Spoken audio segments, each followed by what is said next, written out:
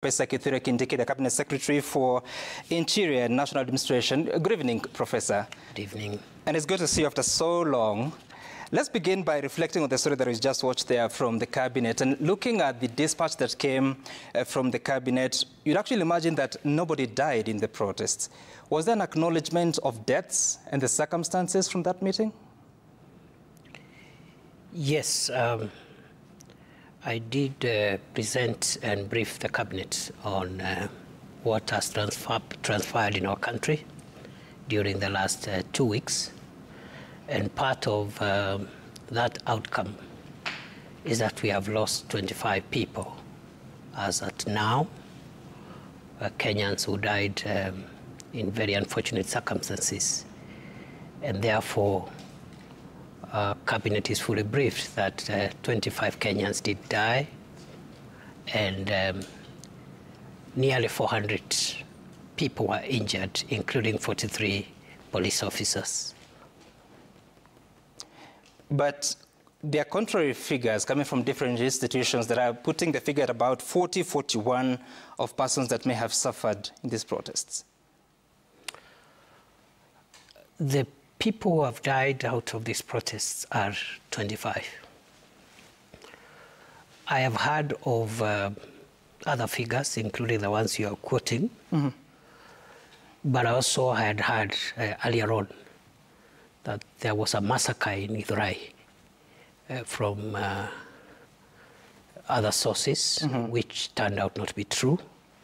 So I don't want to cast aspersions at anybody, but I want to tell the people of Kenya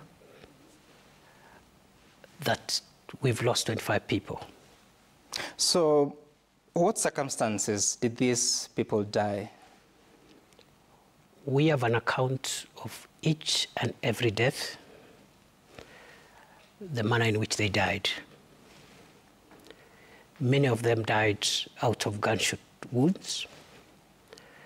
We have activated the ballistic and acoustic units of the DCI and the Crime Research and Intelligence Bureau, CRIB, to help us account for the source of ammunition that killed the people of Kenya, but also the circumstances in which they were killed.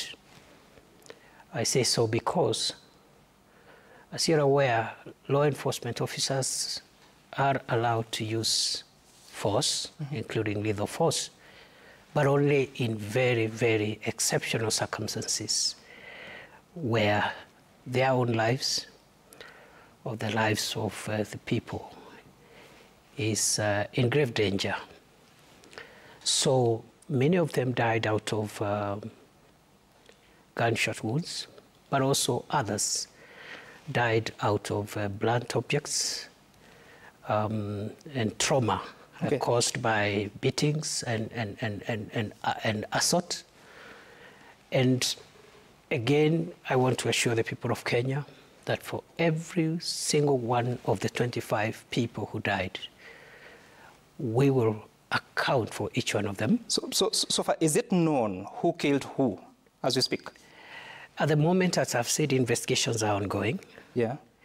And it's preemptive to start assigning responsibility now. And that's why you'll see from the Cabinet dispatch that the government has said first that there was loss of life, destruction of property, arson, etc. But also you've seen from that dispatch that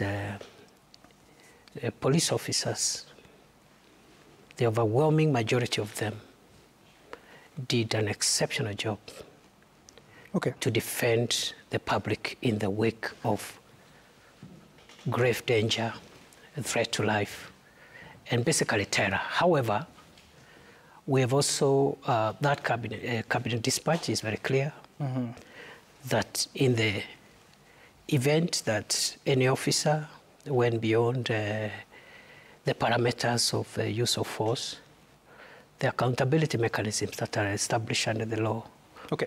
We'll follow. All right. Waziri, we'll talk more about that because you said that investigations are going on, so you are not able to tell who killed who, the source of the bullets or the source of the blunt objects, but we'll talk about more. But first, let's talk about a different story, which is about the families of various youth who died during recent anti-government protests, collected the bodies of their kin